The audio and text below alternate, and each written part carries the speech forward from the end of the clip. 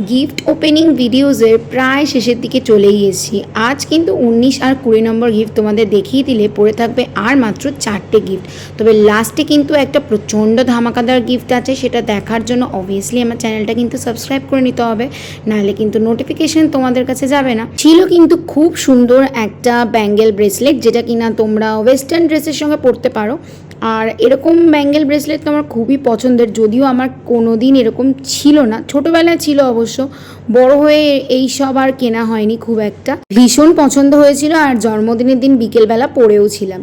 তো চলো চলে আসি 28 নাম্বার গিফটে। অ্যাকচুয়ালি এই পার্টটা আমি এখন মার্চ করতে গিয়ে দেখছি দুটোই কিন্তু আমি হাতের অ্যাক্সেসরিজই তোমাদেরকে এই পার্টটাতে দেখাতে চলেছি।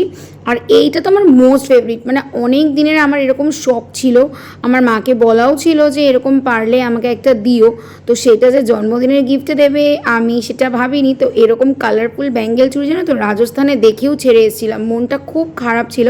যাই হোক, এটা আমার খুবই পছন্দ।